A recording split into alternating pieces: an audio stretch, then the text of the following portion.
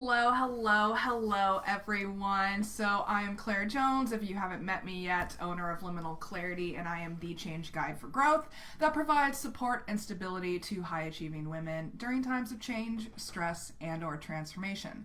So, today I'm jumping on to talk about these 7 areas of wellness to prioritize in order to show up as your best self in everything that you do and achieve more in less time with less stress with the Healthy Mind Platter, a neuroscientific framework proven to support optimal performance. So if you're catching me live or if you're watching a replay, say hello.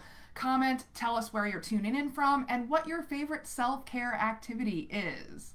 But before I get into the nitty gritty, I wanted to let you know that I am opening up 3 spaces to women impact makers out there who want to take control of their schedules and cultivate a solid foundation of mental, emotional, physical, and spiritual wellness practices that will support them in achieving their goals without burning out in the process. So if you're interested, please book a call with me. I'll put the link in the chat for you real quickly.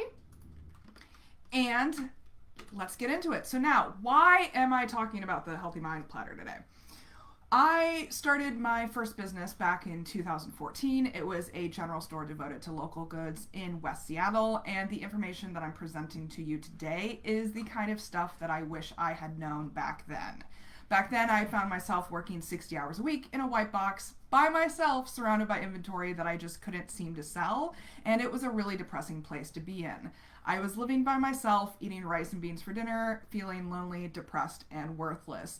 And I was completely burnt out. I was exhausted. I didn't have social support structures at the time. My roommate actually bailed on me in the middle of all of this, and I even had to pick up her half of the rent as well. And so it was just a crazy time in my life. I do not recommend it to anyone.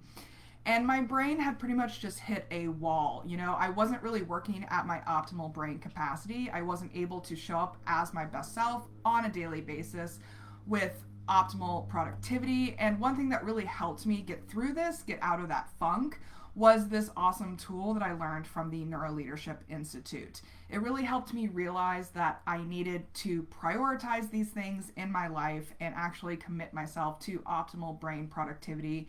And I come back to this framework all the time, every day, every time I feel that I have heaviness, burnout, desperation, and frustration.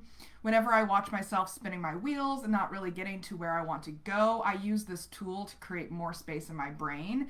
And when I do that, I get more done in less time. You know, I came up with a metaphor the other day when people were asking me how my ritual work and my wellness practices complement each other, and I thought about it as a car. You know, the wellness practices are car maintenance tasks, making sure that you have air in your tires, making sure that you have gas in your tank, checking your windshield wipers, checking your brake pads. But the ritual work is you sitting in the driver's seat and intentionally driving the car somewhere. Without wellness practices, you might have your car break down on your way to your goals. And without ritual practices, you just sit there with nowhere to go. Your car just sits there. It might be a very well maintained car, but it's not really going anywhere. So, using these kinds of tools, I can take on bigger challenges. I am more willing to go outside of my comfort zone because I have a bigger reservoir of energy and there's more resources available in my executive functioning. This is the space in your prefrontal cortex right here behind your forehead. And it's an area of the brain that is really important to working memory, to memory retention, to emotion regulation, to working with others, all kinds of stuff. So, I'm sure there's a lot of you out there that can relate to this. If you're interested in getting these kinds of results, I'm opening up 3 spaces to the women go-getters out there who want to take control of their schedules and achieve their big goals, BIG goals. Book a call with me. I'll put the link in the chat real fast. And so through years of analyzing fMRIs and brain studies and other psychological studies, the Neuroleadership Institute has created this Healthy Mind Platter that represents 7 areas of your life that should be prioritized for optimal brain functioning. These are 7 areas to prioritize in your schedule if you want to increase your creativity, your innovation, your efficiency, productivity, and overall health and happiness, honestly. So these are essential for holistic, optimal health and happiness. So as we go over these, there are three different categories, one of which is social needs, meaning connecting time and playtime. Next is physical needs, meaning physical time and sleep time. And third is cognitive needs, meaning downtime, time in, and focus time. So first, when it comes to these social needs, we are talking about connecting time. It is super important because the brain looks at social threats and social pain in the same way that it looks at physical pain. So the experience of being socially rejected or socially excluded from something actually registers in the brain the same way as does physical pain. So think about how your social commitments make you feel. Do they nourish you or do they deplete you? Think about that with connecting time. And then for playtime, this is usually something that's relegated to the young and immature, but playtime is actually really important for brain development and brain function because playtime allows your brain to explore and experiment in social situations in a non-threatening environment. So are you consciously devoting time to play activities throughout the week? Ask yourself that when it comes to playtime. And then physical time, for physical needs, we are talking about this aspect that is huge for the brain. I don't know if you guys know this, but the brain actually produces a chemical called BDNF when you exercise or move your body, and it is basically Miracle-Gro for the brain. It is this awesome chemical that primes the brain to generate new neural connections. It enhances memory, it enhances learning opportunities, and enhances overall executive functioning. So how are you moving your body throughout the week? Do you intentionally schedule time for walking, dancing, running, hiking, lifting weights, yoga, cycling, or other activities? A lot of these things can count towards your physical time. But then with sleep time, we are talking about something that isn't really valued in today's world because we're so focused on being productive and hustling 24/7 and being busy, which leads to being stressed and overwhelmed.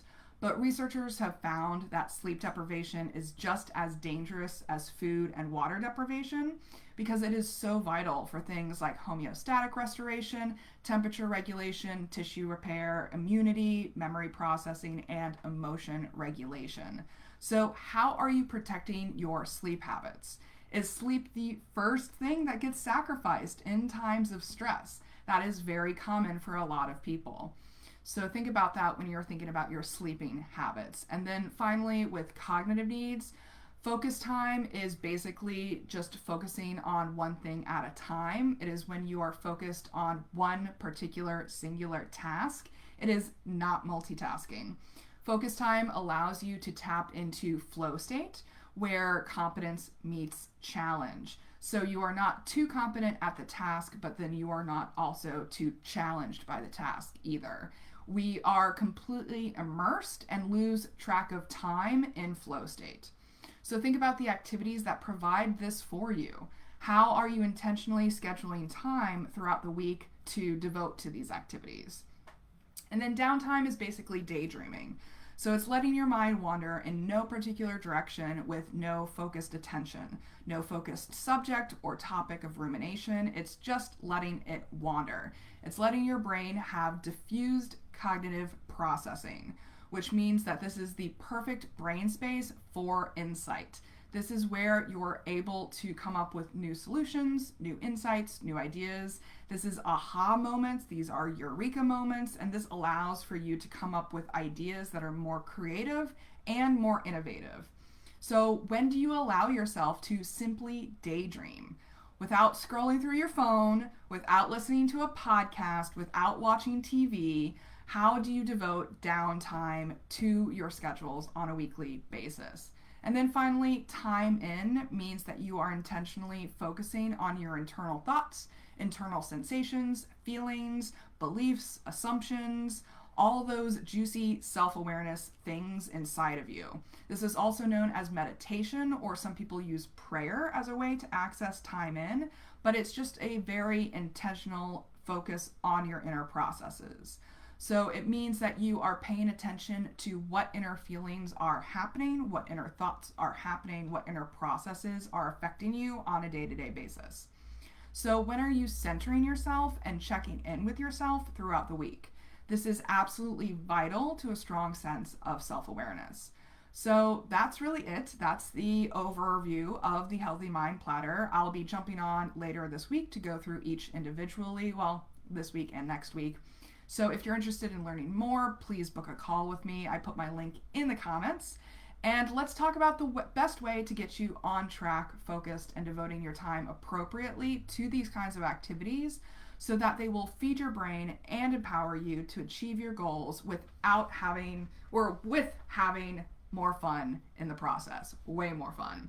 Not burning out, not stressing. My New Year's resolution every year is the same: more love, less stress, and these totally contribute to that. So we can use tools like the Healthy Mind Platter, flexible time blocking, and empowering rituals so that you can reach and maintain peak performance even in times of change, stress, and or transformation. So I cannot wait to support you in your growth journey. In the meantime, please join me for more Facebook Lives where I'll be doing a deeper dive into each of these areas and providing you with practical tips, tools, and recommendations. So I'll be jumping on tomorrow to start talking about connecting time in depth. And until then, remember that your authentic self is extraordinary, it is wonderful, and you owe it to yourself to create the elevated life that you know you are capable of. So until then, take care, everyone. Bye.